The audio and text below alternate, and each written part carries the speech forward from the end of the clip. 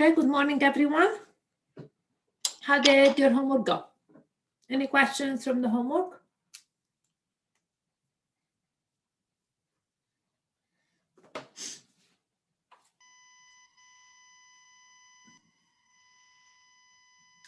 (15 and 9, 15). It's section, which section, Chris? Were we supposed to answer the problems with that new antiderivative thing that we were doing? Yeah.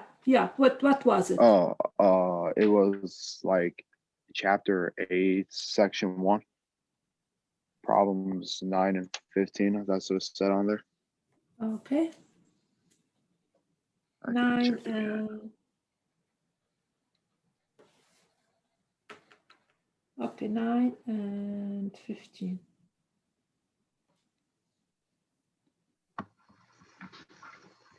Okay, I look at 9. Yeah, if I give it to you, it means you guys can do it. It was the following integral from 0 to 3 pi over 8 of sine to x minus pi over 4 dx. Okay, and okay, how shall we do that? And that's 3 pi over 8. I don't think that's the problem. For some reason, I don't know why, but the problem was different than the one that Do you know the problem? Yeah, it's Yes. x plus 3 over x minus 6.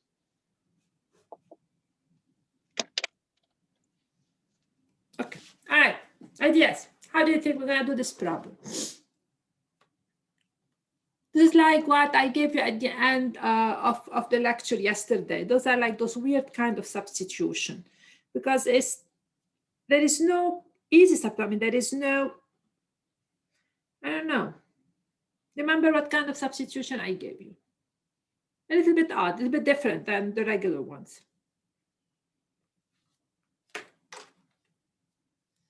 Yeah, exactly. We're going to make the denominator to be u. Okay, so we're going to set u to be x minus 6. Okay, so these are like those weird ones. It means that the du equal dx. And substitution is about everything in terms of u. Now, I know we have an issue, but that's how we're going to solve it. The denominator is the u. The dx is the du. As I said, substitution means everything. So I have an x. So the way we're going to do that is that I'm going to pull the x from here, because everything has to be in terms of u. And this is going to give me that my x equal u plus 6. And this would become u plus 6 plus 3. Okay, so it's a very different kind, but we have to learn it. So it's going to give me the integral of u plus 9 over u. Now this is a familiar problem. Now this problem is familiar. And this is going to give me u over u. We can split numerator, never denominator, which is equal to 1 plus 9 over u du. And this will gonna give me antiderivative of 1 is a u plus, that's a 9, 1 over u ln of u plus c. And finally, this will give me, go back to our original, x minus 6 plus 9 ln of f minus 6 plus a constant c. Okay, so this is the type of substitution which is a little bit different, of course, than the previous one. They don't come up a lot, but they come up enough for us to learn how to do them. All right. Your other question, Chris, before we proceed, please put your camera on. Every day, less people are doing it. Okay. So that's number 15 or 9. It's 15. It's A.A115. Okay, how about the other one? Oh, that one was 9 and the other one was 15. Okay, so what was 9? Was 9 this one? Yeah, 9 was the one you just did right now. This one? No, the one you just did right now. Like, Okay, what's number 15 then? It says consider the region R bounded by the graph of f of x equals 1 over x plus 3 on the interval 0 to 5. Find the volume of the solid formed when R is revolved about the y-axis. The y? Yes. All right, so again, that's a typical problem we've done. We have to set it up and then we proceed. So this is my y-axis. That's the axis of rotation.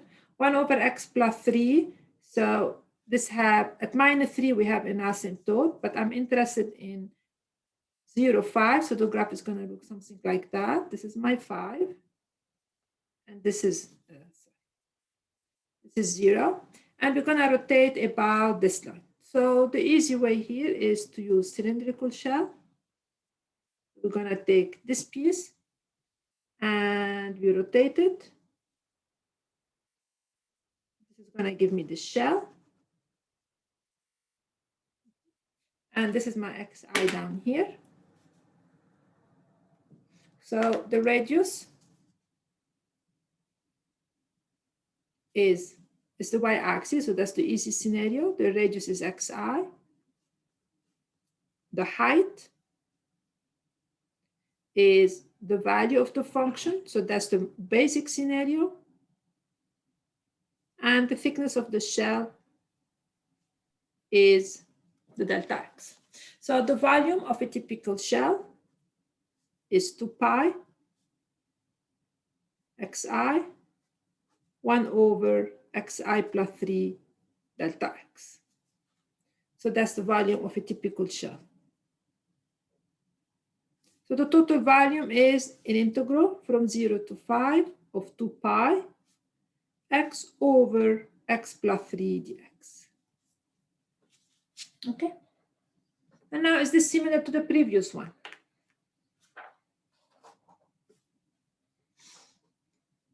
Is this problem similar to the one we did before?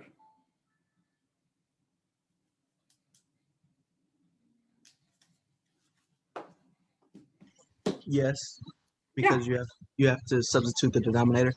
Exactly. So that's 2 pi is a constant, integral from 0 to 5, x over x plus 3 dx. Again, that's the scenario like before. We're going to set u to be x plus 3. The du is the dx. And we're going to change the limit. X is 0, u is 3, x is 5, my u is what? 5 plus 3, which is equal to 8. And now I'm starting my substitution verbatim, everything. The 0 go to 3. The 5 is 8. X plus 3 is u. The x is du. And now I still have the x. X is u minus 3. So that's u minus 3. And the rest is verbatim, like the previous one. So it's going to give me 2 pi integral of 1 minus 3 over u du between 3 and 8, which will give us 2 pi u minus 3 ln of u evaluated between 3 and 8. Okay? So this is the type of substitution this problem would do. Any other questions? All right. So today we're gonna start, as I said yesterday, we're gonna start now learn techniques of integration. So this is substitution. So it's not a new technique, but it's a substitution with a twist to it. So a certain twist attached to it. So today we're gonna move on to section 8.2. And it is called integration by parts. So section 8.2.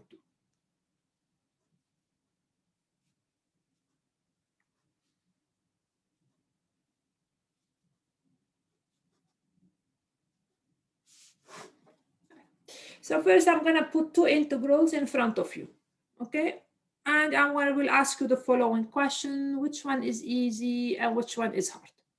So suppose I take the following integral: x sine x squared dx, and the following one: x sine x dx. Okay, and my question to you. So I'm going to call this integral 1, and I will call this integral 2. Which one is easy? The first one. Because The inside function x squared, once you take the derivative of it, it becomes 2x, so you can factor it back in. Very good. This is the inside function, and its derivative is basically looking at us. So that's immediately we're going to put u equal x squared du is 2x dx, and this would become the x dx here combined to give me half of the du. So this would turn into a half sine u du, which is, of course, a half minus cosine u plus c, which is minus a half cosine x squared plus c. So that's easy. What about this one?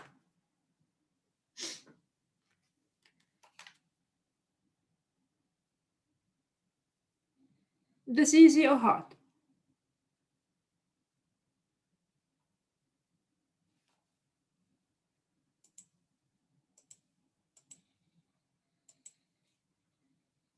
First, let's get one thing straight. I know a lot of you know it, but some students, very few, very few, are still splitting integrals. It means whenever you have a product, very few students are doing that. And that's absolutely incorrect. So we cannot split product. One more time, just as a reminder, we cannot split product.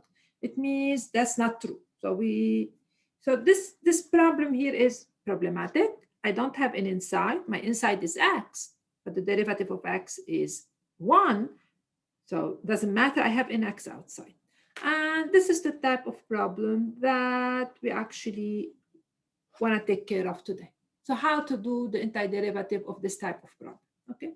So here how it works. We're going to take you back to integration by part. To the product rule. So let us remember what the product rule is. So that's really my goal. My goal is how to deal with a situation like this, how to deal with it. So suppose, let's remember the following. So integration by part.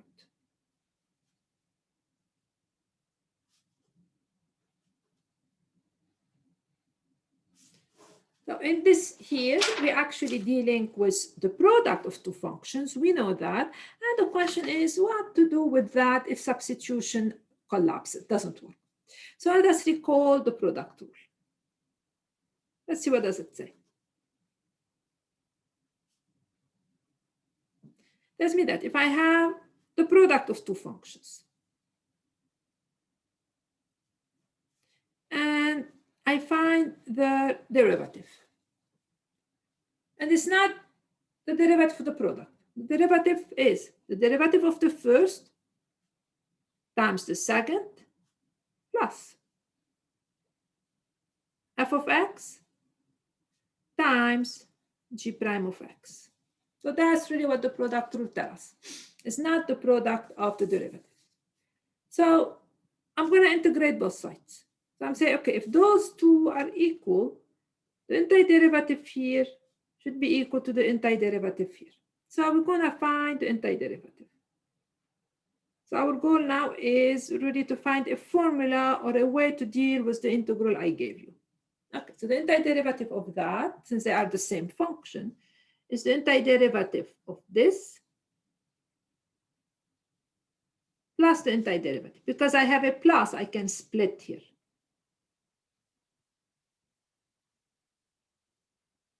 Dx. Okay. Now, what's the antiderivative of that?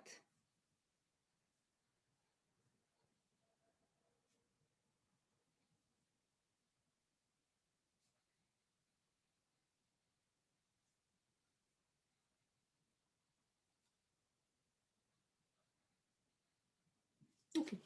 What's the antiderivative of this? Look at it very carefully.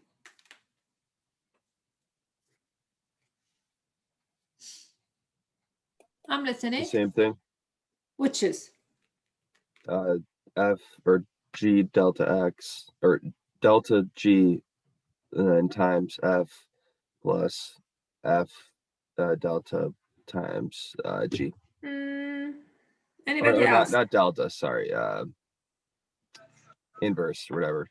The apostrophe thing. I want something easier than that. Wouldn't So, it be just f of x times g of x? Right. It's f of x times g of x. What's the antiderivative of the derivative?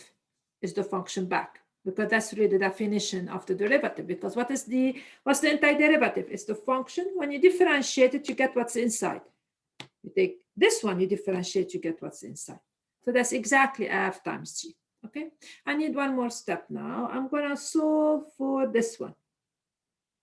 I'm going to solve for this one. Let's see what I get. So this is equal to,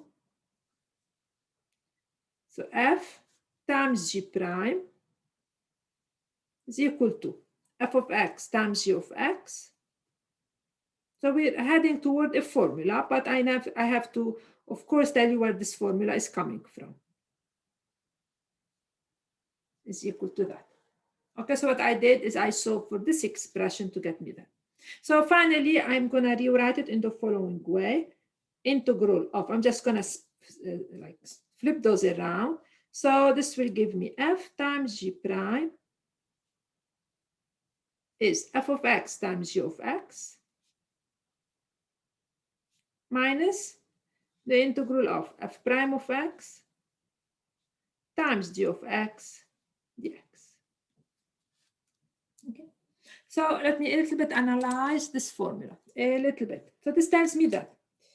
What does this formula tell me? That if you are multiplying, you're integrating a product in a way, then that has the form f times g prime. So it's really a weird format. So this is f times g minus this integral. Let's see how this relationship between those two integral is. So the formula tells me that this f is going to be taken to its derivative, which is g prime. And this other piece is actually taken to its antiderivative. So that's really the relationship within those integrals. F goes to its f prime, and g prime is going to g. That's what's going on within this formula. Now, memorizing the formula this way is a little bit hard. So there is a trick to help us a little bit memorize this formula. So what is the trick to help us memorize this formula? Okay, so we set u to be f of x. This u, unfortunately, is not the u of the substitution, but somehow the same name is u, but has nothing to do with substitution. I'm going to set u to be f of x dx. Sorry, f of x, my apology. And I'm going to set v to be the g of x. Okay. Now, if I'm going to do that, the du will become f prime of x dx. And the dv become g prime of x dx. So that's to help us memorize. And the formula become the following. Integral of f will become u. G prime of x dx is dv, equal to f is u of x, g is v, minus the integral of f prime dx. So now I'm gonna combine those to each other. F prime dx is the du, and g is the v. And this format is usually the one that we memorize because it's easier than the first one. So let me put them all in one big box, and then we're gonna start learning how to use this. So the integration by parts formula, which is basically the reverse of the product rule. It's really coming from the product rule. Substitution is reversing the chain rule. The integration by part actually reverses the product rule. So let me put it together in one big box. I'm going to rewrite the same thing. So that's what the integration by part formula. Okay, so that's me that the integral of f times f of x g prime of x dx is f of x times g minus the integral of f, so 1, times g prime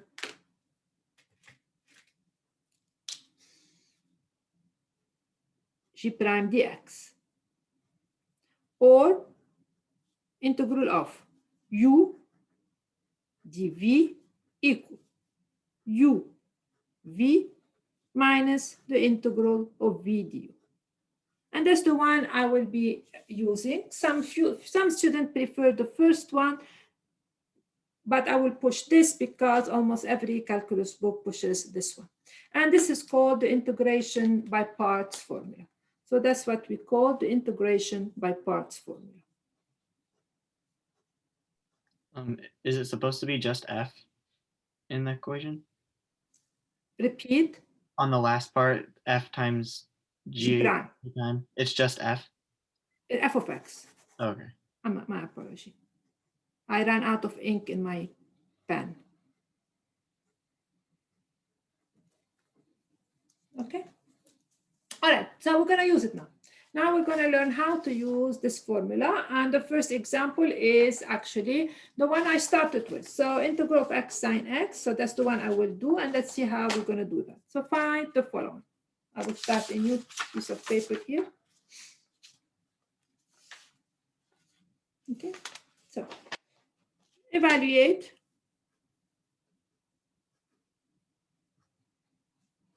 Okay, the following integral. Integral of x sine x dx.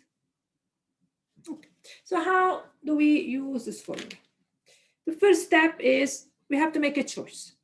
And that's really our contribution is. We make a choice. We have two functions. We have the x and we have the sine x. We pick one of them to be the u. And you guys will learn how to pick the u without any difficulty very soon. So I'm going to pick this one to be the u. It's very easy function. Okay, so I'll pick. We have going to make our choice now. I'm going to pick u to be x. Once I pick my u to fit into this formula, everything left, or the leftover, this piece, then it will have to be the dv. So I pick my u. Once I pick it, what's left will have to be the dv. So let's put u to be x and dv to be what's left, sine x dx. Now, to apply the formula, I need the v. Here, this is the v. And I need the du. So the way we do it, we say, okay, suppose u is x. I evaluate du. Du is the derivative of x, which is 1. It's dx. Take care of du. Now dv, I want v. But what does this mean? dv is sine x dx. It means that dv dx is the sine of x. Okay. So this means that v means the derivative of v is the sine. So v is the antiderivative. So that's antiderivative, integral of sine x dx. Okay, so we have, once we pick the dv, we have to find its antiderivative. It means this is equal to minus cosine x. I don't worry about the c because I will put the c at the end. Now I'm going to apply my formula verbatim. So there is a choice in the integration by part. There is a choice. Our choice is to pick the u, and whatever, once we pick the u, what's left will have to be the dv.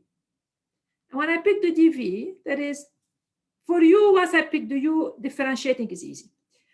When I pick dv, it's a little bit tricky because I need to find the antiderivative of v. And now what this tells me? The integration by part term, that's uv minus v du. V is equal to u is my x. V is minus the cosine of x minus the following integral. V du. V is minus cosine. Du is the dx. Okay. So as I basically told you before, what the integration by part, it transforms one integral to another one because we still have an integral to deal with. And how it works is that one of the function goes to its derivative. So x goes to 1. The other one will have to go to its antiderivative. So the sine went to its antiderivative, which is minus cosine. That's really how this function works. I still have an integral. I'm not really done, but the new integral is way easier than the one I started with. So this is going to give me minus x cosine x minus minus plus integral of cosine x dx. So this is very simple compared to the first one. So this will going to give me minus x cosine x plus the antiderivative of cosine is sine x. And now I put my c back. Now it's easy to check. In other words, if I take this piece and I differentiate it, I should get x sine x. Remember, that's really what we are what we are doing. We're finding a function. When you differentiate, you get the x sine x. So let's do that. So let's differentiate. This is a product. So the derivative is, derivative of x is 1 times cosine plus x. Derivative of cosine is minus the sine plus derivative of sine is cosine. So finally, I will have minus cosine x minus minus plus x sine x minus, plus the cosine. So which to give me x sine x, and we're good. All right. So let me a little bit go over this method of integration, talk a little bit about it, and then we're gonna do a lot of examples to make sure we get it. Let's see what this integration by part involves. First, it involves a choice of u and a choice of dv. That's the important part. And the question is how we're going to make a choice. Practice, of course, a lot of practice. But second, when we are making the choice, we have to pay attention to two things. Integration by part transform one integral to another. So when we make a choice, we have to make sure that the new integral is easier than the one we started with. So if we choose and we end up with a harder integral, then we're doing something wrong. So that's the first thing we have to pay attention with when we do this kind of choice. Second, there is something else involved. When we make our choice and we pick our dv, it means we have to find the antiderivative of this function. Again, we have to make sure that we can find the antiderivative. We don't end up with a choice where this antiderivative is also hard. So that's really what guides us. So before I give you the second example, then I think it's going to become quite simpler for you. Let us say, you don't have to write this. Let us say I made a different choice, It means, let me say the following. Let us say I did that. I didn't know how to make my choice, and I did the following. Let us say we did that. X, sine x dx. Let us say that I said, you know, what if I pick the u to be the sine? Suppose I pick u to be the sine, okay? And the leftover will have to be, so if I pick u to be sine, the dv is forced on me. The dv will have to be the x dx. Suppose I made this choice because integration by part requires a choice from you. You have to make a choice. If I do that, then the du, which is the derivative is never an issue because differentiating are very, very clear rule. If this is dv dx, it means the derivative of v is x. It means v is the antiderivative of x, which is a half x squared. Okay, so suppose I make this choice. So now let's see what we end up with. We end up with uv minus the v du, which is equal to u is the sine x. The v is a half x squared minus v is a half x squared. The du is the minus cosine x dx. So finally, this will be equal to a half x squared. So I said, let me do the other choice. Minus minus, that's a plus. That's a minus here, minus here. The half, I can take it out. And now I have x squared cosine x. Okay, so suppose I made this choice, I end up with that. Comments. What will be the problem?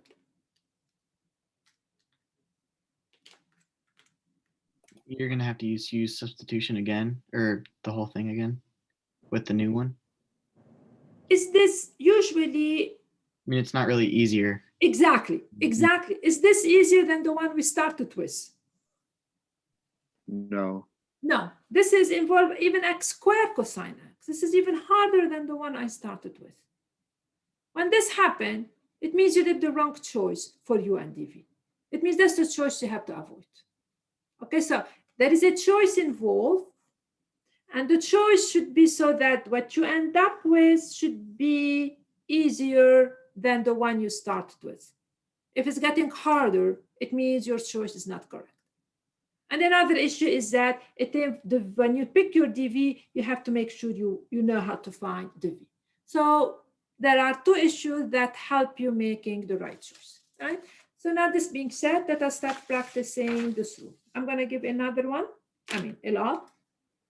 So let us evaluate. This one is fairly similar to the one I did a minute ago, just very small change. Suppose I put that. This is a typical scenario where the integration by parts is used. So that's example number 2.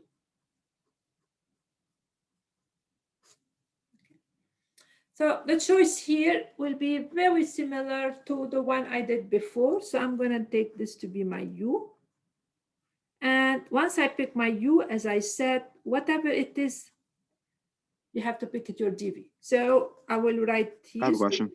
Yeah, I stop. Will it most likely always be easier to pick the u as the x if we have it in there? Example number 3 will answer your question. All right. Okay. So. All right. Thank you. Example number 3 will answer your question. So I'm going to put in general, but sometimes you have to be careful. Okay. So we're going to put u to be x. The du is the dx. Remember, differentiating is always easy. It's always integration. That's the hard one. The dv, I'm very clear. It has to be whatever left.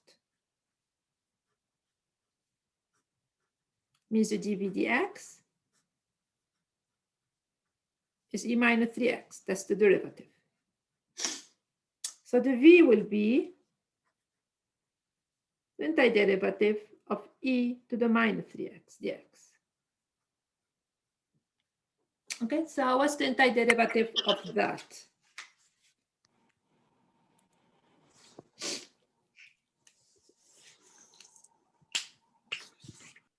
How can I find antiderivative of this?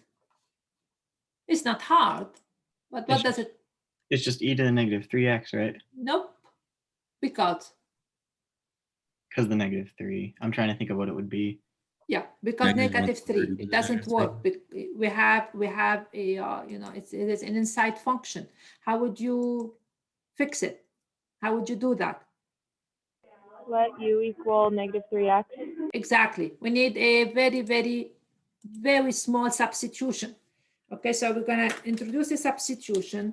You can call it u, but I'm not going to call it u because there is a u in here. So I don't want to like, you know, so I'm going to call it w. We need a little bit of a substitution to solve this, but it's not hard. That's my point. My apology. We're going to put w to be minus 3x. The dw. So we need a little bit of a substitution at this stage to do it. So this would become equal to integral of e to the w. My dx is minus 1/3. I have the chain rule here, dw. So this would become minus 1/3 ew.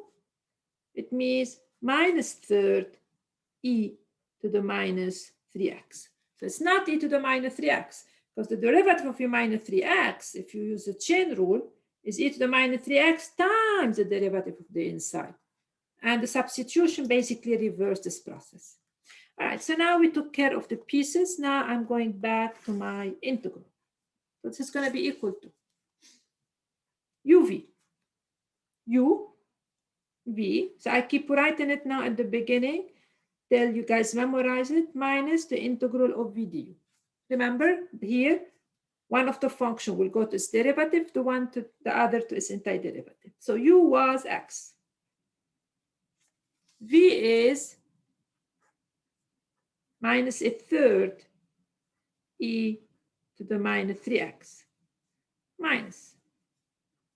V is minus 1/3 e to the minus 3x, du will be the dx. This is equal to what? All right, this is minus 1/3 x e to the minus 3x. Nothing changed. Minus minus, that's a plus. 1/3 is 1/3.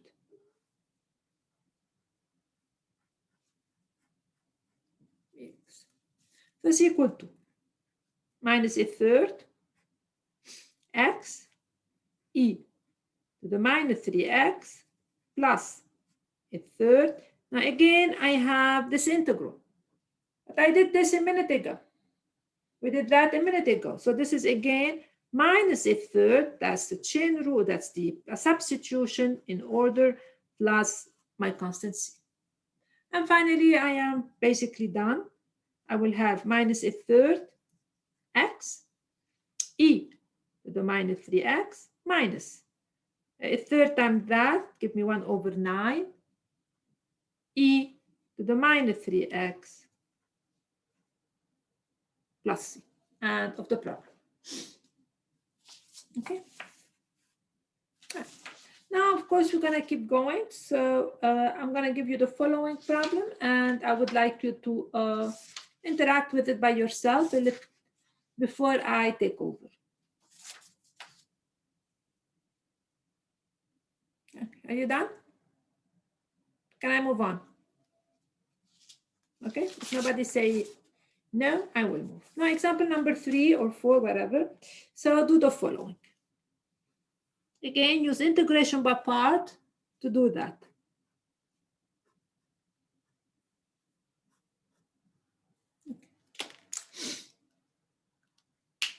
Now I want you to interact with it a little bit.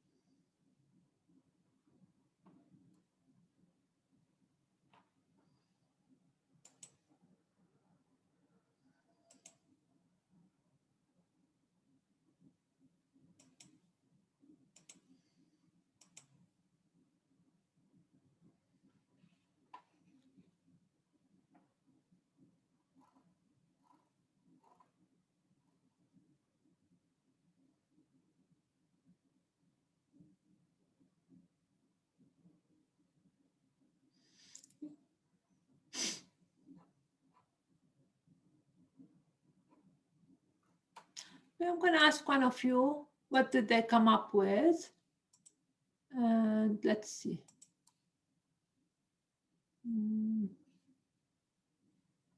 Okay, I'm picking one arbitrarily and see what you came up with.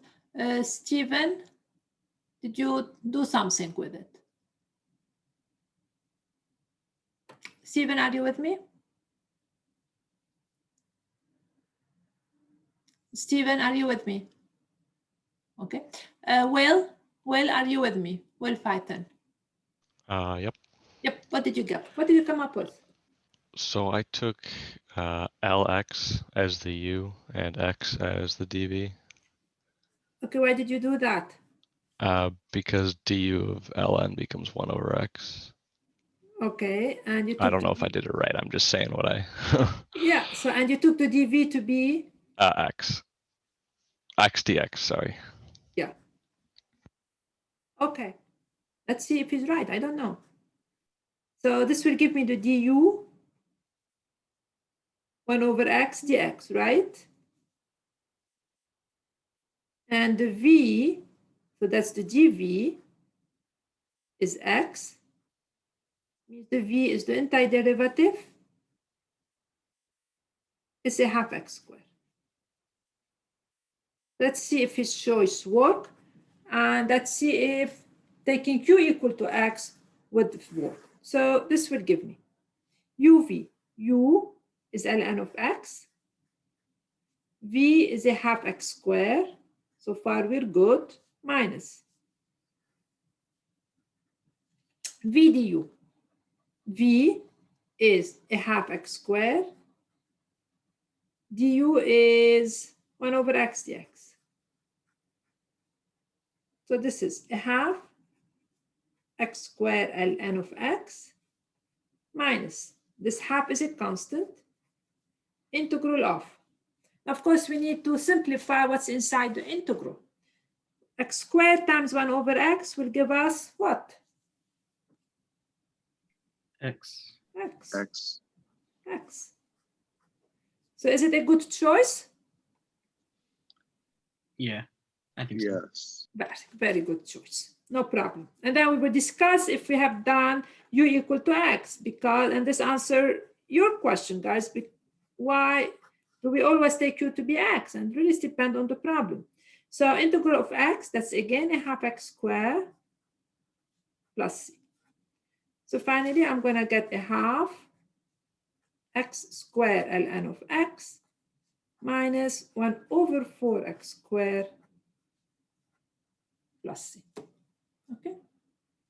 Now, let me a little bit talk about if I had taken u to be x, what would have been the issue? So, well, why did you make this choice quickly? Was this your first choice? I don't know. I kind of just decided the ln looked like it would work out better in the end. I don't know. It's just kind of intuition. I like that. Okay. No. So, but let me make a comment. Let us say, I did what? I started with the other way, and it ended up being like a more difficult integral. Exactly. So it's a choice. So if one way doesn't work, you try the other one. So I cannot give you rule. So if we had tried u equal x, then the problem would be here. The dv is going to be the ln of x dx. I don't have a choice. It has to be u dv. Once you pick the one, the leftover will have to be the dv. But then this give me that the dv dx, the derivative is ln. So the question is now, v is the antiderivative of ln. I have no idea what's the antiderivative of ln. It's going to be my example number 4. I have no idea what's the antiderivative of ln. So it's already problematic. Already have an issue right there. It's not 1 over x. The derivative of ln is 1 over x. So that's not that. So that's really, when I start doing something like this, a light bulb should come up. You said, no, I don't know what this is. So let me make a different choice. And this would be the correct choice. Okay. All right. I have a question. Yes. When you do the v and you do the antiderivative of ln of x, are you getting the ln of x from the dv over dx, or are you getting it from the original dv? It doesn't matter. dv is ln of x dx. I usually go through the step to remind you what does this mean. It means the derivative is ln. Oh, okay. And then you take that into the v. Yes, that's so to remind you that that's really what's going on. It means the derivative of v is the ln, so v is the antiderivative. Okay, some books just skip this step, but I find it useful step to remind you that that's the derivative of v. Then v is the antiderivative. Okay. All right. Right now, okay. Let's take this function now and find its antiderivative. So now my example is evaluate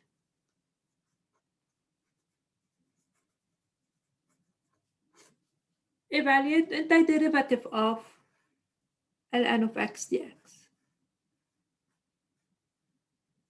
Using integration by part. There is nothing else. I mean, it's really here nothing but integration by part. Okay, so integration by part involve a choice of u and dv.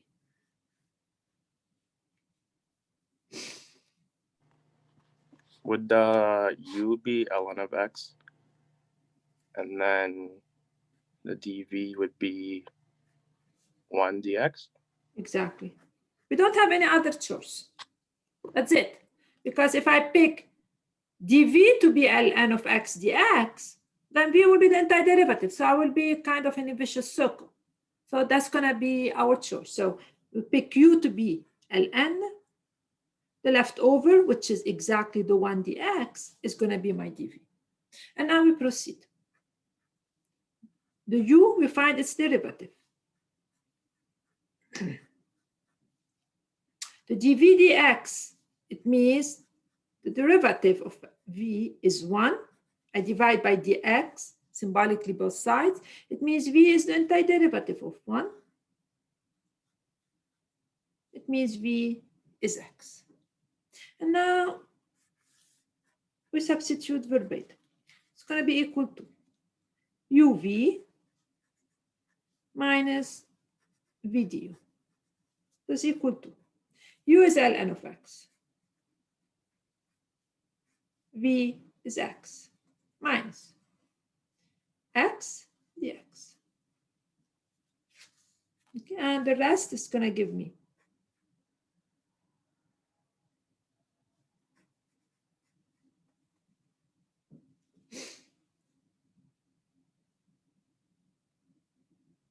Wait, how did you get du to be? I know, that's why I stopped. Okay. Verbatim, because I said, okay, I'm missing something. V du. Du is 1 over x dx. Okay. Minus x times 1 over x is 1. That's the dx, which is x, ln of x, minus x plus c. And now we check. We differentiate. Ask ourselves, are we going to get ln back?